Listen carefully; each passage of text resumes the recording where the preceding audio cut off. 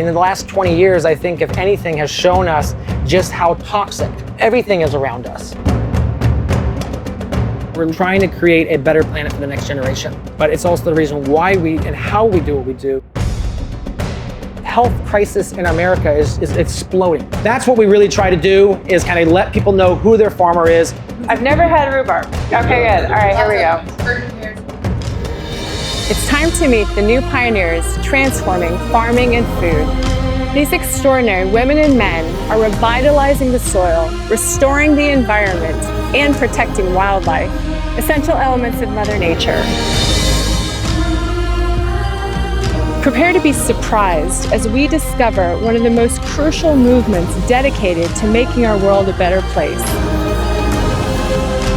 It's time to meet our farm heroes.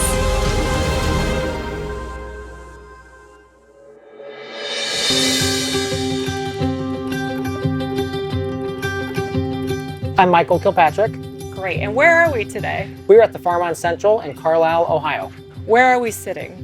Yeah, so we're in the greenhouse number 2. Greenhouse 2 is the main production for the central of the farm. So basically where the farm starts, it starts here.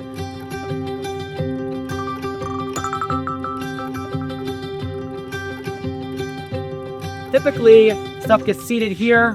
We use a compost-based potting mix, and then we seed it on this table. A lot of times it goes into the germination chamber. This is our very fancy, very expensive. I was gonna say, that's a double read. Yeah. Okay. It doesn't have any crops in it right now, so we don't need trays in it right now. But the simplicity is it's got a crock pot. Crock pot heats this, keeps it about 85 degrees, and it releases humidity. And then you put your trays in here, and that keeps them nice and warm. If we didn't have this, we would have to run this house 85 degrees or much, much warmer. Or so a use microcosm going into the larger Yes. area. Okay. Yeah. Tell me about your childhood. Was agriculture, was farming, was that on your radar as a kid? Okay, tell me about that. Well, so I mean, I think one of the first pictures my mom has, me with my hands covered with slugs. I mean, like a dozen slugs. And obviously now I hate slugs because they're horrible for many of the plants that we grow.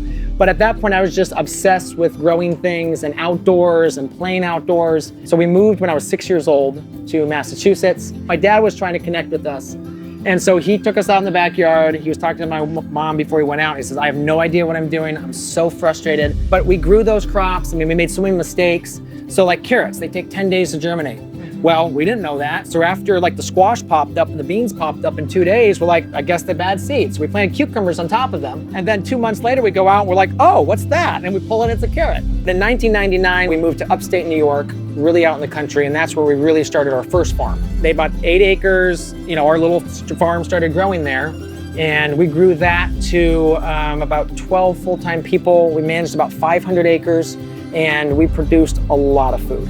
We started the Farm on Central we bought it during the pandemic. Me and my wife are suckers for old houses. It's a brick 1897 house with the original stained glass front door, parquet floors throughout. It's just super cool. We're tickled every day that we get to live there. So this is the original soil for the farm. Okay. Now, when you do a hoop house, typically, or a greenhouse like this is, you end up having to move the soil because you need a perfectly flat area. But the problem with that is then you mess your soil up, and soil does not like to be disturbed like that. I mean, there's a reason why no-till farming is good, because it's lack of disturbance. We used to be very religious about our rotation. James, our soil consultant, he's like, Michael, get the soil how the plants want it, and then just keep the same plant there. And because you're making it so healthy, disease and bugs come in because of a sick plant. And unfortunately, for so long, we've had so many sick plants, and so that's what they've been saying is rotate, because you're trying to get rid of the sick plants. But if you've got healthy plants, it doesn't matter. How old are you now? 37. You're 37, okay. Yes. With 3 kids. Yes, I love our kids. And to me, what we're doing is we're trying to create a better planet for the next generation. But it's also the reason why we and how we do what we do. I mean, in the last 20 years, I think if anything has shown us just how toxic everything is around us. And so, I mean, from the microplastics to the mercury, to the aluminum that's raining down on us. So there's so many different aspects of that. And so one of the ways you can mitigate that is through really good nutrient-dense food.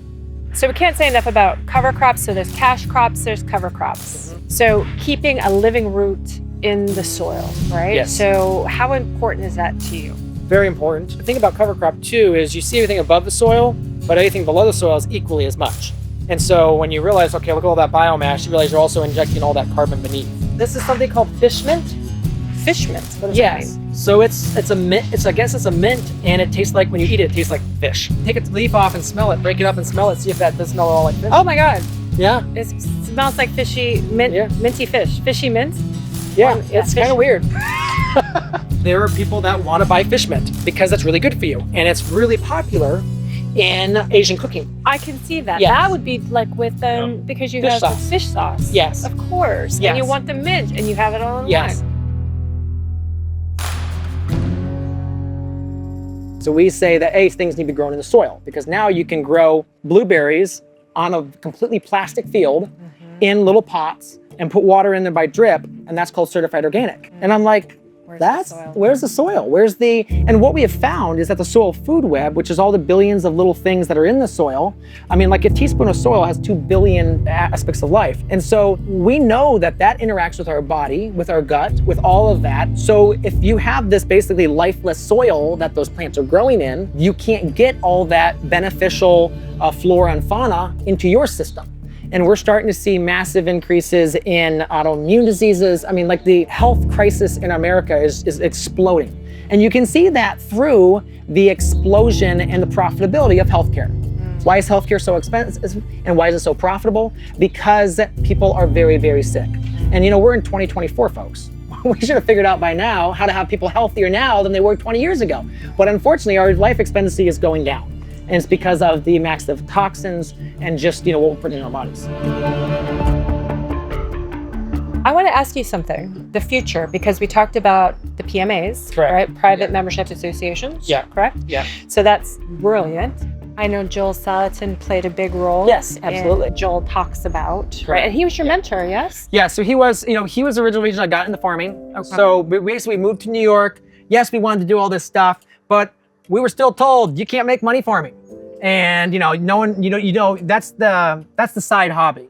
You go to school, you become a doctor, a lawyer, what the standard documentation is told. It's the standard stick. Our egg lady, when we first moved to New York, she gave us a magazine. It was a Smithsonian article that had Joel Salatin in it. And I literally dog-eared that Smithsonian article because it showed this new, exciting way to do it. He was a rock star, right? And it just made sense. Right. That's why in 2012, I was an intern there. And I actually cleaned eggs down in that little basement, 1850s house that was in the picture in the article. But yes, Joel was an absolute inspiration. And we still go back and forth on different things, and we'll chat sometimes. The camaraderie, the other people that are kind of in your group, that are part of your tribe, that are working toward the same goals.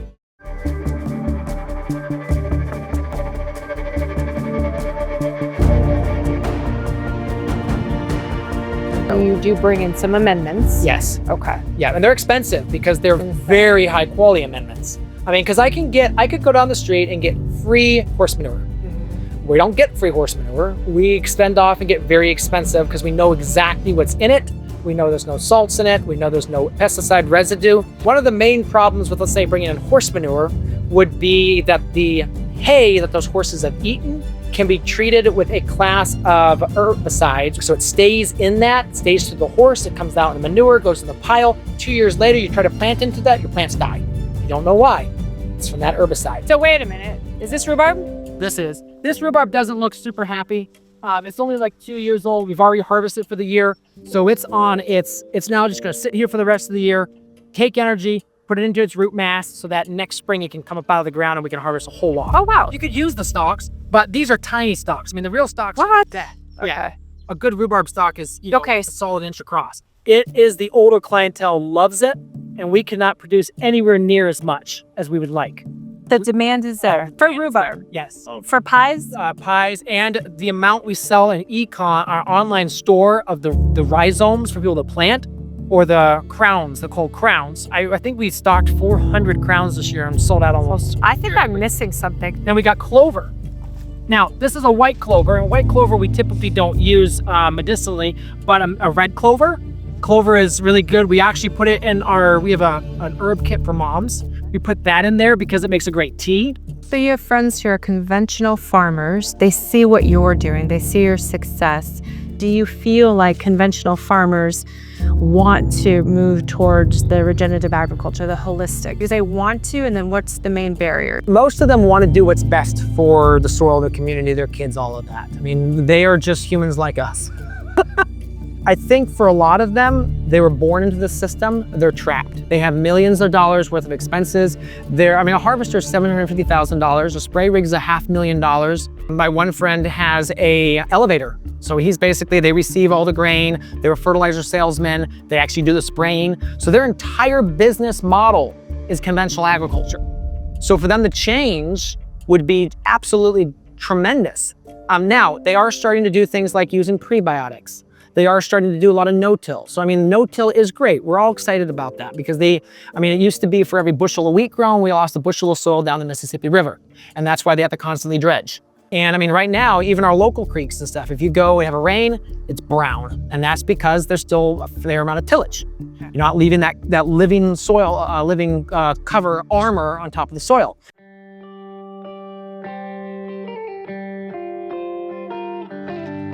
So how do you keep the rabbits out? We don't. This looks like, if I was a rabbit, this is where I would be. Yes. We have a lot of rabbits. We also have coyotes, foxes. We have a lot of hawks. And if you come out here, at 8 o'clock or 9 o'clock at night, we can walk around and look at a dozen rabbits. So we lose stuff, but we also know that they're an incredibly important part of the ecosystem. Now, if you got rid of all the rabbits, there goes something else. There goes and my it's foxes. a domino effect. And then the voles come in. And the voles are evil. Yes. Voles are evil. Yes, you do not want voles. I think, the best thing that's ever happened to Carlisle, this little city that we're in, is us moving in. But literally into the last year, we fought with the city for the first 2 years. The city is supposed to work for us. The government's supposed to work for the people, but unfortunately, we are now slaves to the system. So what I did is I ran for city council. I won by a landslide. And since I've been on in 2 years, we have changed the entire administration out. We brought on other council people, which were fabulous. It's changed completely. And we have now a wonderful city staff, which is, our cheerleaders. Our economic development, they nominated us for Business of the Year in our local chamber, and we won. Oh, and I was like, oh my gosh, you went from literally the previous person saying this is out of compliance and this is out of compliance. You're in trouble. Yes, to we want you to succeed. Because that's what they should be doing. Well, and I think it's your persistence. So I think it's this great formula of passion, persistence, and then business know-how. We have another property that's all cover crop right now because we just picked it up last fall. And the goal was 2 years of cover crop on it before we started planting any cash crops. But I think we were going to cheat with a portion of it because we want to get some strawberries over there this fall. All right, so what we got here is you got the straw. And again, we talk about soil armor. So obviously the plants on top of that, raindrops hit the leaves, they slowly percolate down. And then also with this is now down, and that's, you can see that we pull this back, you can see what's underneath this. So this is the corn stubble from the last crop of corn, conventional corn. And this will start to break down. If you notice, this is a little tough still, because again, we're in our first year of transition. But look at that black soil. That's beautiful soil. Look how moist it is, because it has a nice covering. And the more moist you can keep the soil, that keeps the soil biology going. So what will happen with this field now is we're gonna come in with leaf compost and compost the field. Then we'll come in and no-till another cover crop in. That cover crop will go for another about 8 to 10 weeks. Turn that under, immediately make the beds, mulch everything again, and then the strawberries will go in. So yeah, what we're walking up to is this is leaf mold. And so the next city over, they basically have a vacuum truck that they vacuum up all this stuff. Yeah. And then they let it sit at their yard and they bring it to us. But you can see those leaves here. You can see there's starting to be weeds and stuff in there because they've turned a little bit of the soil up into this. Do you have to turn it? We will. So we could with our tractor, but typically what we do is we will have an excavator, guy with an excavator, and I'll just pay him for an hour to come down here and just turn it all for me. Because oxygen is needed. Yeah. Kind of a basic premise of the Now, what they could do is we could have put oxygen pipes in the bottom. And yes, and that would do that. But I didn't think that far ahead.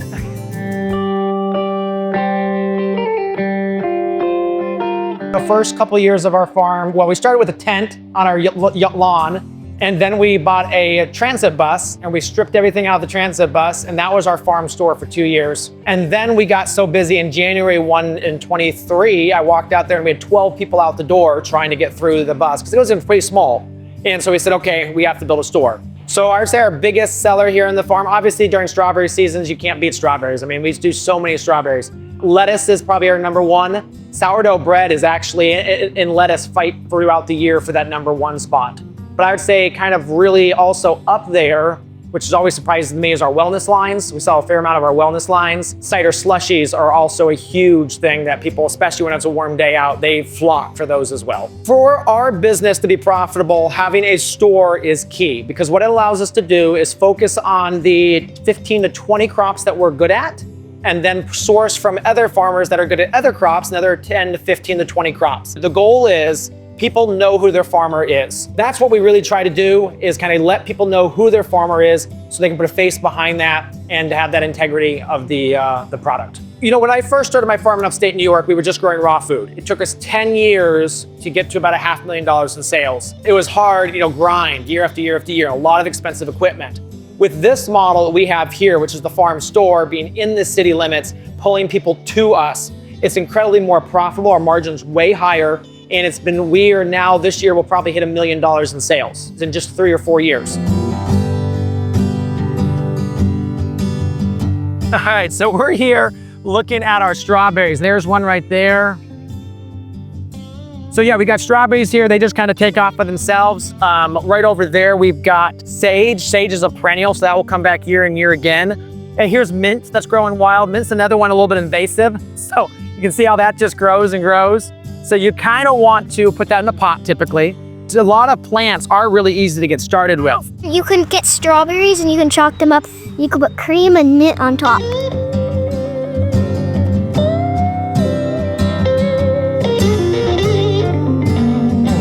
You can just go to like Tractor Supply or one of the big box stores and get an old watering trough. And this has got lavender, sage, and thyme in it. You can put anything in this if you want. You're gonna eat it? Was that tasty?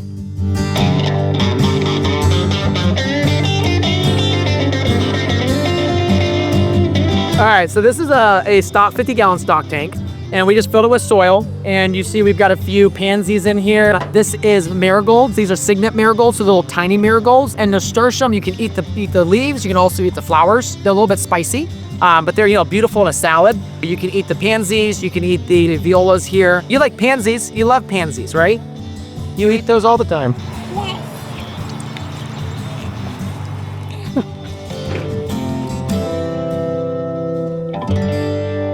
So what do we have going on in here tonight? Probably 85%, maybe 90% of these ingredients came straight from the farm. Okay, so we got a sausage and mushroom quiche with chev. When did you make this bread?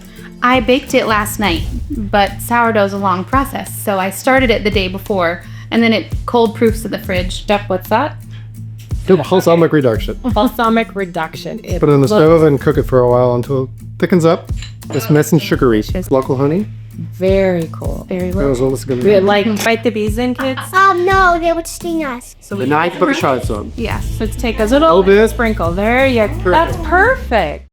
Okay, so it's brunch time. We'll go over the menu. We'll go over what came from Farm on Central. Just 3 kind of quiche. That's the sausage, mushroom, chev. We've got the quiche Lorraine and the roasted veg Savannah's beautiful loaf, some roasted peach, some basil, and a balsamic drizzle, and the local honey, and oatmeal cookies, fruit tarts, peach, strawberry. And rhubarb. It really is rhubarb? Yes. I've never had rhubarb. You're gonna have it. So, okay. House whipped cream, and then there's some basil. Kids, try it. See if you like kind of a savory herb on a dessert with some lemon zest. Okay, so let's dig in. I'll have the one with the mushrooms. You got it. This is brunch. Yeah. Brunch is awesome because you can put desserts with the egg dish. I've never had rhubarb. Not too late before either. Okay, good. All right, here we go. Have you run venison or? Oh, I can bring you some mangoes. You want mangoes? I'll get you. Tasty. It's good. What was the most difficult thing to learn? when you first got going? We vet pretty heavily. It's hard to come here to work. We have 4 different applications you can go through. We ask them to watch a couple different food documentaries. Then they say, just go watch them and tell us what your thoughts are. And you can immediately see if they get it or they don't. Growing vegetables is not challenging. There's a lot of courses out there now on that, but there's very few little information on there. Okay, so how do I set up my LLC? Or what web platform to use? Or I need to hire somebody. What are the process steps to go through that? I hear so many horror stories on hiring people, especially nowadays. We lay that out. We say, do this, do this, do this, do this, and we just give you the playbook. Growing Farmers is for the person that wants to be a farmer or they're beginning farmers and they're struggling. I network and mastermind with farmers. We exchange back and forth, but they have a million questions or the level that I don't even know the questions to ask. That's where Growing Farmers comes in. Savannah, how do you participate? I think that my biggest role is being the first person to tell them no, which is good. Our purpose is to serve you, the farmers, the producers, the families who are really revitalizing the soil, restoring our environment, protecting wildlife. I think people kind of forget how important it is to think about, like the levels that you went to think about the wildlife in this area as part of the farm. It's crucial, right? That's how we're going to change everything. So the Kilpatrick family, Michael, Savannah, Kate, Charlotte, and Simon. Cheers.